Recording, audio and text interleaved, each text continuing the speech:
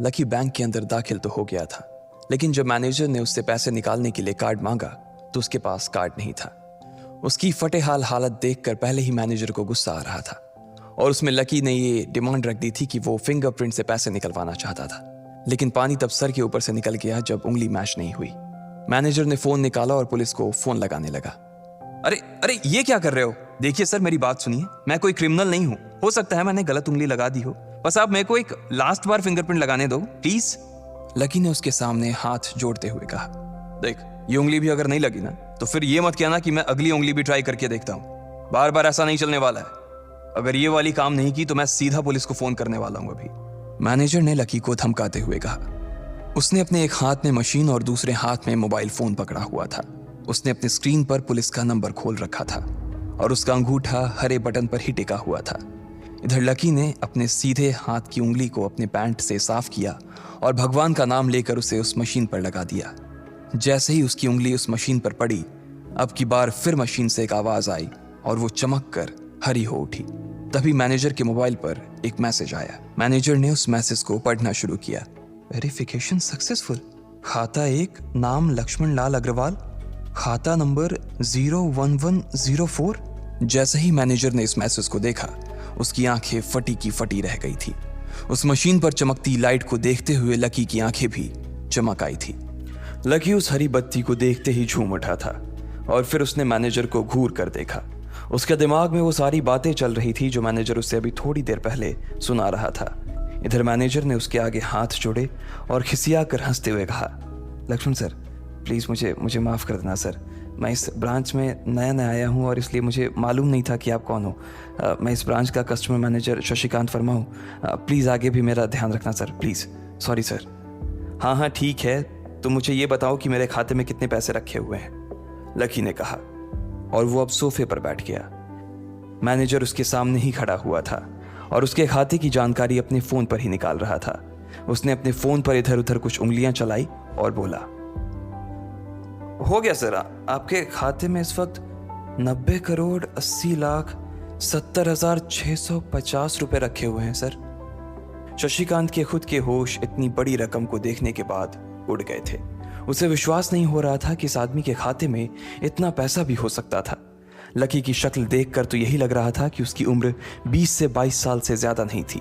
ऐसे में अगर उसके खाते में इतना सारा पैसा रखा हुआ था तो ये वाकई बहुत बड़ी बात थी। शशिकांत अपने मन में ये सोच रहा था कि दुनिया के 99% लोग ही अपनी पूरी जिंदगी काम करने के बाद भी इतना पैसा नहीं कमा सकते थे जितना कि लकी के खाते में इतनी छोटी सी उम्र में रखा हुआ था। लेकिन लकी ने इधर जब उसके फोन में अपने खाते पर पड़ी हुई जानकारी को देखा तो उसे कुछ अजीब सा लगा। उसे लग रहा था कि उसे तुरंत इतने पैसों के हिसाब से अब अपनी जिंदगी को ढालने की कोशिश करनी शुरू कर देनी चाहिए, वरना उसके साथ वही होने वाला था जो आज बैंक में उसके साथ हुआ था। अरे सर, खाते में पैसे के अलावा और भी चीजें हैं जो मैं आपको बताना चाहता हूं सर। मैनेजर ने फिर से अपनी फोन पर उंगलियां फिराई और बोला, सर एक तो आपके खाते में एक फरारी जुड़ी हुई दिखा रहा है सर। इसके अलावा आपके खाते में 2 किलो सोने की 100 ईंटें रखी हुई हैं, 5 किलो सोने की 20 ईंटें, पिकासो की 3 असली पेंटिंग हैं, 20 हीरे हैं 24 कैरेट के और भी बहुत कुछ है सर। मैनेजर ने हाफते हुए और अपने पसीने साफ करते हुए कहा। इतना सारा धन देखने के बाद शशिकांत की आंखें तो बाहर ही निकल आई थी। उसने कभी लकी जितना अमीर आदमी अपनी जिंदगी में नहीं देखा था। जितना पैसा और सोना और जायदाद उसके पास था, उसका 10% भी इस ब्रांच में किसी और के पास नहीं था। ठीक है, चलो मुझे एक कार्ड दे दो तुम, लकी ने अपने दोनों हाथों को अपने सिर के पीछे रखते हुए कहा। जी सर, मैं अभी आपके लिए एक नया कार्ड बनवा देता हूं सर, मुझे बस 10 मिनट दीजिए सर, बस 10 मिनट, शशिकांत ने कहा और फिर लकी के सामने ही निकल गया।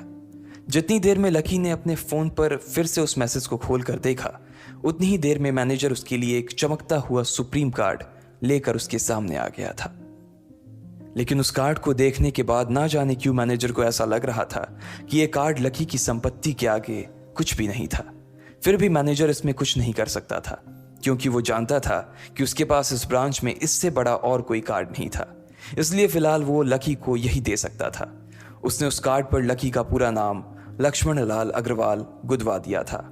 लीजिए सर आपका कार्ड, पासवर्ड वगैरह सर आपको ईमेल पे मिल जाएगा। शशिकांत ने मुस्कुराते हुए कहा और वो लकी के सामने हाथ बांधकर खड़ा हो गया। इधर लकी ने उस कार्ड को उलट पलट कर देखा और फिर अपनी जगह से खड़ा होकर वो बाहर निकलने लगा।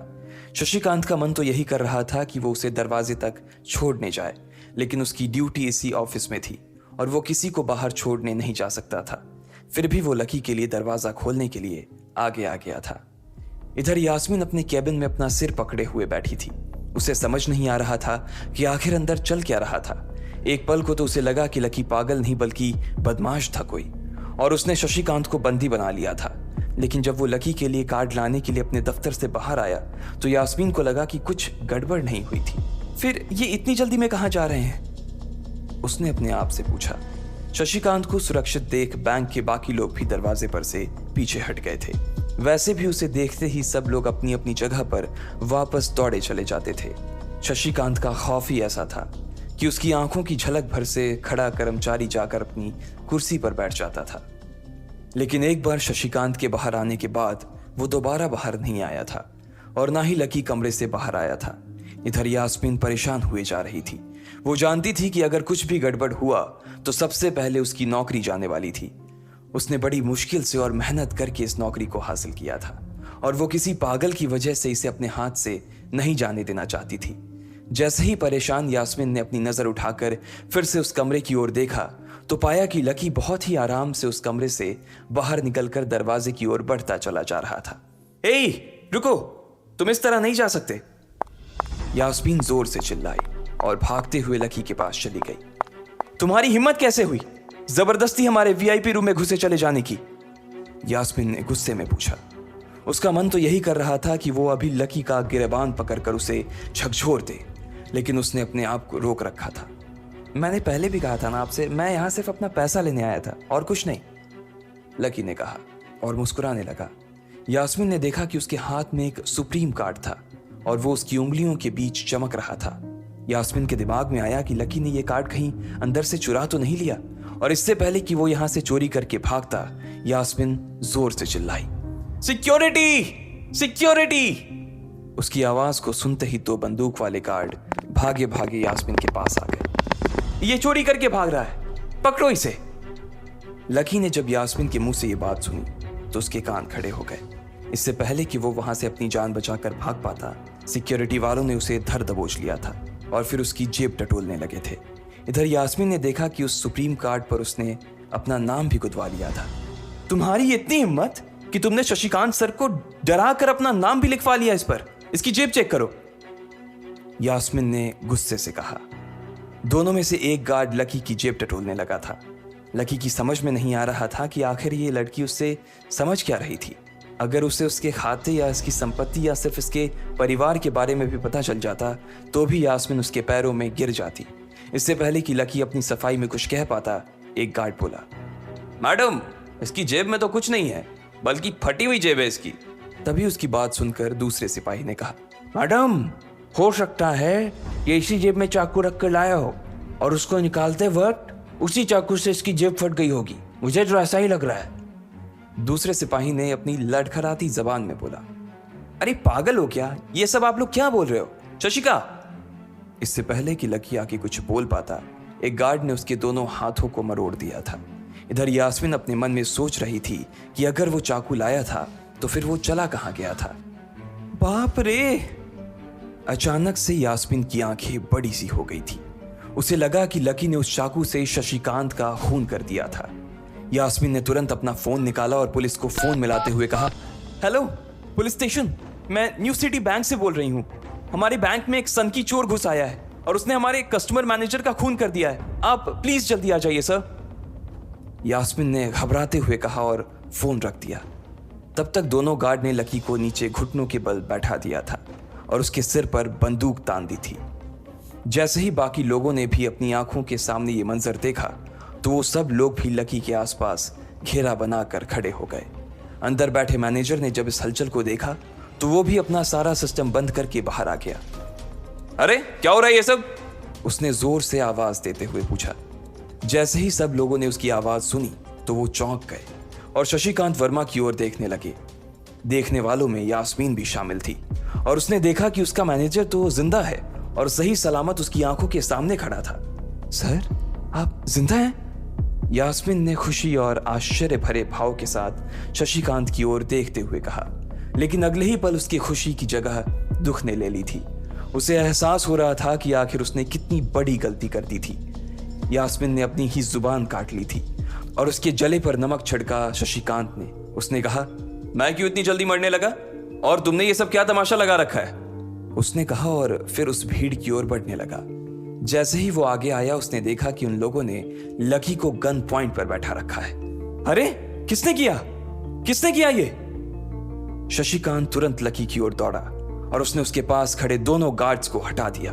फिर लकी को उठाने के लिए उसने अपना हाथ उसकी ओर बढ़ा दिया और बोला, sir I am really sorry sir, इस बेवकूफ़ी के लिए मैं आपसे माफ़ी मांगता हूं sir, I am really sorry sir. Shashikant उसके पैरों में ही गिरने को हो गया था। लकी उसका हाथ पकड़कर खड़ा हुआ और फिर यास्मीन की ओर घूरने लगा। आप पूछ रहे थे ना ये किसने किया? इसने किया है ये, और इसने सिर्फ इतना ही नहीं किया बल्कि इसने पुलिस को भी बुला लिया है। इसे लग रहा है कि मैं कोई क्रिमिनल हूं जिसने आपका खून कर दिया है और आपसे ये कार्ड चुरा कर भाग रहा हूं, ये कार्ड जो आपने मुझे दिया है। लकी ने यास्मीन की ओर उंगली दिखाते हुए गुस्से में कहा। अचानक ही सब लोग थोड़ा पीछे हटकर यास्मीन को देखने लगे थे। यास्मीन घबराई हुई सी फर्श पर तो कभी छत को देखे जा रही थी। यास्मीन, जो मैं सुन रहा हूं क्या वो सच है? शशिकांत ने यास्मीन को घूरते हुए गुस्से में पूछा। उसकी आंखों में छुपे गुस्से को यास्मीन बर्दाश्त नहीं कर पा रही थी, इसलिए उसकी ना तो लकी से और ना ही शशिकांत से नजर मिलाने की हिम्मत हो रही थी। फिर भी वो जानती थी कि उसका चुप रहना इस वक्त उसके लिए बहुत खतरनाक हो सकता था, इसलिए उसने कहा, सर ये सब मेरी गलती है सर, ये मेरी बहुत बड़ी मिसअंडरस्टैंडिंग है सर। मुझे लगा कि ये ज़बरदस्ती अंदर घुस आया है और इसने आपके ऊपर हमला करके आपसे ज़बरदस्ती ये कार्ड बनवा लिया है और फिर आपको मार दिया है सर। यास्मीन ने घबराते हुए कहा। उसकी डरी सहमी सी आंखों में अब आंसू ही आ गए थे। मैनेजर ने जब उसकी ये बात सुनी तो उसने अपना सिर पकड़ लिया। यास्मीन जैसी समझदार लड़की इतनी बड़ी भूल कैसे कर सकती थी? उसने लकी को पहचाना ही नहीं था। खैर, मैनेजर को लगा कि इसमें उसकी कोई गलती नहीं थी। जब वो खुद लकी को नहीं पहचान पाया था तो फिर यास्मीन कैसे पहचान पाती? इसलिए उसने सोचा कि सबके सामने उसे कुछ कहने से अच्छा था कि वो यास्मीन को एक कोने में ले जाकर लकी की सच्चाई बताए। शशिकांत ने उसका हाथ पकड़ा और उसे खींचकर अपने साथ खंबे के पास ले गया और बोला, तुम्हें मालूम है ये कौन है? अरे ये लक्ष्मण अग्रवाल है, लक्ष्मण अग्रवाल खानदान का वारिस। तुम्हें पता है ना कि अग्रवाल खानदान का खाता हमारे बैंक की जितनी भी शाखाएं हैं उसमें सबसे बड़ा खाता है। यास्मीन ने जैसे ही ये नाम सुना उसके पैरों के नीचे से जमीन खिसक गई थी। वो जानती थी कि अगर न्यू सिटी बैंक इतनी ऊंचाइयों पर पहुंचा था तो उसके पीछे अग्रवाल खानदान का सबसे बड़ा हाथ था। इस बात का जिक्र उससे तब भी किया गया था जब उसने नौकरी ज्वाइन की थी। तुम्हें पता है इस लड़के के नाम पे कितनी प्रॉपर्टी है? ये अपने दम पर ना इस पूरे एरिया को खरीद सकता है, शशिकांत ने यास्मीन से कहा। यास्मीन जैसे जैसे लकी को देखी जा रही थी वो बड़ी बड़ी आंखों से उसे घूरे जा रही थी। लकी कभी उन दोनों को देख रहा था तो कभी अपने आसपास खड़े लोगों को देख रहा था। अब सबसे पहले तो पुलिस को फोन करो और उनसे कहो कि हमसे गलती हो गई थी, और उसके बाद जाकर तुम उनसे भी माफी मांगो, और अगर उन्होंने तुम्हें माफ कर दिया तो तुम्हारी किस्मत, वरना समझ लेना कि तुम्हारी नौकरी चली गई, शशिकांत ने कहा और दौड़कर लकी के पास जाकर खड़ा हो गया। इधर यास्मीन अभी भी वहीं पर खड़ी थी। अभी अभी जो शशिकांत उसे बता कर गया था वो यास्मीन पचा नहीं पा रही थी। उसे लग रहा था कि इसमें उसकी कोई गलती नहीं थी, लेकिन कोई उसकी सुनने वाला नहीं था। बैंक उस छोटी सी मैनेजर के चक्कर में अपने सबसे बड़े कस्टमर को छोड़ने वाला तो नहीं था। अब मेरे पास और कोई रास्ता नहीं बचा है, यास्मीन ने निराश होते हुए अपने आप से कहा, और फिर अपनी जेब से फोन निकालकर पुलिस थाने में फोन लगाया। जैसे ही यास्मीन ने पुलिस वालों से ये कहा कि उससे गलती हो गई और जिसे वो बदमाश समझ रही थी असल में वो बदमाश नहीं बल्कि शहर के सबसे बड़े रईस का बेटा था, तो उधर से आवाज आई, मैडम सॉरी, लेकिन अब तो गाड़ी निकल गई है, वहां पहुंचती होगी, अब आपको जो भी कहना है इंस्पेक्टर साहब से कह देना। और उस पुलिस वाले ने फोन काट दिया। मर गए, यास्मीन ने अपने आप से निराश होते हुए कहा। उसके हाथ थर थर कांप रहे थे। उसे समझ नहीं आ रहा था कि अब वो क्या करे। अब उसके पास लकी से माफी मांगने के अलावा और कोई चारा नहीं बचा था। लेकिन अगर लकी सर ने मुझे माफ नहीं किया और उल्टा मेरे ऊपर डिफेमेशन का चार्ज लगा दिया तो, यास्मीन ने अपने आप से कहा। और वो अब और भी ज्यादा घबरा गई थी। उसने देखा कि लकी उसे घूर कर देख रहा था। शशिकांत पूरी कोशिश कर रहा था कि वो लकी को शांत करवा सके, लेकिन लकी वहां से हिलने का नाम तक नहीं ले रहा था। यास्मीन उसके पास पहुंच गई थी। वैसे तो वो जानती थी कि उसे माफी मांगने से उसकी किस्मत बदलने वाली तो थी नहीं, फिर भी उसने एक बार कोशिश करनी चाहिए और लकी से कहा, सर मैं आपको गलत समझ रही थी सर, एक्चुअली आपके। यास्मीन ने उसके कपड़े को देखा और एक सांस लेते हुए आगे बोली, सर प्लीज मुझे माफ कर दीजिए सर, मेरी इंटेंशन आपको हर्ट करने की बिल्कुल भी नहीं थी। मैं तो जो कुछ कर रही थी बैंक की सेफ्टी के लिए कर रही थी सर। यास्मीन ने गिड़गिड़ाते हुए कहा और नीचे देखने लगी। इट्स ओके, कोई बात नहीं है, लकी ने कहा और उसके हाथ से अपना सुप्रीम कार्ड लेकर निकल गया। यास्मीन को अपने कानों पर तो विश्वास ही नहीं हो रहा था। वो मान ही नहीं पा रही थी कि लकी ने उसे माफ कर दिया था। उधर लकी को अपने आप पर विश्वास नहीं हो रहा था कि वो रातों रात इतना अमीर हो गया था। आखिर लकी इतने पैसों का क्या करने वाला था? क्या उसके खाते की बैलेंस की तरह वो भी रातों रात बदल जाता? ये पैसा उसकी जिंदगी को क्या दिशा देने वाले थे?